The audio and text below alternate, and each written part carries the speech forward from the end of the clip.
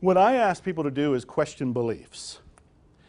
Question beliefs. This is one of the reasons you want to be in miracles coaching. You want to have a coach of some sort, and I'm going to talk about that a little bit more in a minute. But questioning beliefs, we live in a belief-driven universe. Do you realize that? Mm-hmm. When you change your beliefs, you change your reality. How many here would like to attract money? Yeah, everybody probably should put up their hands. You know one of the reasons that we don't, and I used to block it? Do you know one of the reasons?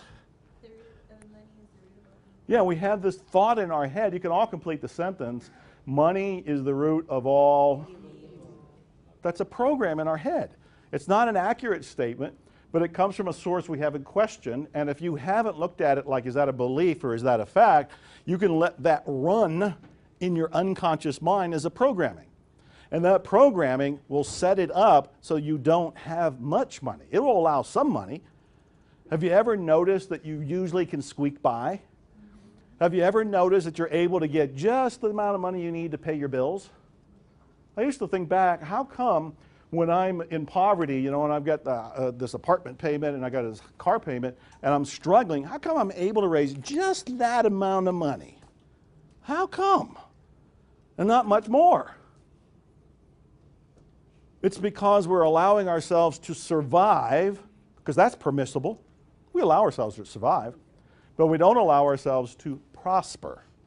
We don't allow ourselves to thrive. Why not? Because of the beliefs we have about money, about deservingness, about success, about what people do that we hear about. A large part of what's going on is programming from the media. You know, when I was growing up, Gilligan's Island was one of the TV shows on. You remember it, apparently. She's laughing already, like, oh, that one show was great. And if you think about it, there was the older couple who were very wealthy. And when you watch the show, they're a great source of humor. And you enjoy them and you laugh at them and everything, but unconsciously you're thinking to yourself, I don't want to be them. Wealthy people get laughed at. Wealthy people aren't very likable. They're funny. They're strange. And then you watch some of the movies that are out there. One that comes to mind is Wall Street with Michael Douglas and the famous thing about greed is good. And you start concluding that, oh man, all these people with money and these corporations, they're all ruining their lives, they're all evil, they're all doing things that are bad for the universe or bad for the environment or bad for us.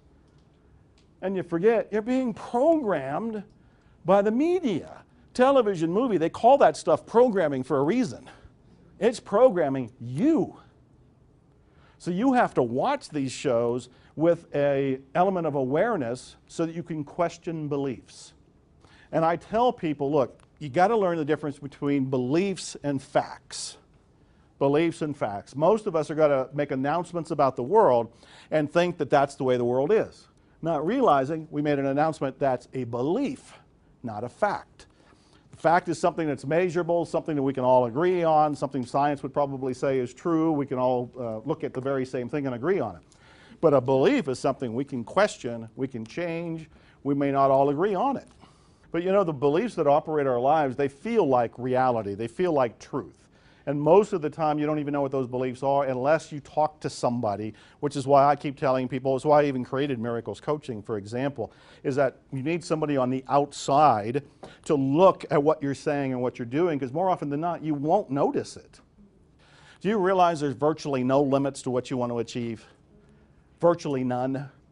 I mean, I've recreated myself as a musician. A year and a half ago, I had made a commitment that I was going to make this CD and that at the end of this year, listen to this, at the end of this year, I would be standing up and saying, I made my first CD, and I'd give it out at Christmas and say, here's your Christmas present to everybody. But last December, last January, the editor of Austin All Natural magazine came to me and he said he wanted to put me on the cover of the magazine. And I said, well, that's nice, that's flattering. And I said, for what? And he said, it could be for whatever you want. A new book, it can be for anything. And I thought, well, when? And he said, well, the sooner the better, within the next couple of months. And I thought, my original idea was to come out with a CD by the end of this year, but he wants to put me on the cover of the magazine. Could I come out with the CD in 3 months rather than 10 or 11 months? And I sat with this and thought, okay, this is pushing buttons in me. Question my beliefs. What's possible? Is it possible? Entirely possible. I went and talked to some of my musician friends and said, look, I want to create a support group. I want to get this done. I want to do it. And in fact, we made it a win-win. 2 other musicians and myself all agreed to get a CD done, 1 each, within 3 months, so it was all done for the magazine. 1 day before the deadline, all 3 of us were handing our CDs to each other, and I ended up on the cover of Austin All Natural with my first CD. You can have that. And to show you how this works, that's cool, right? I'm tickled and everything. I'm showing it on different levels for you. It's like I changed one, wouldn't it be cool to have a CD done by the end of the year, to wouldn't it be cool if I actually had it done in 3 months? And wouldn't it be cool if that's why I was on the cover of the magazine?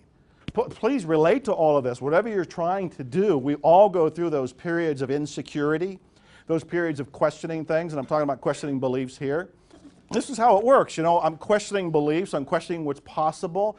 I am actually doubting limits. When people say it's not really possible, I go, why not? Why isn't it possible? What can we achieve? What would be better than even what we've already been talking about? And I keep wanting to up the ante because this is how I'm exploring the gusto of life. You know? Is this cool or what? Yeah.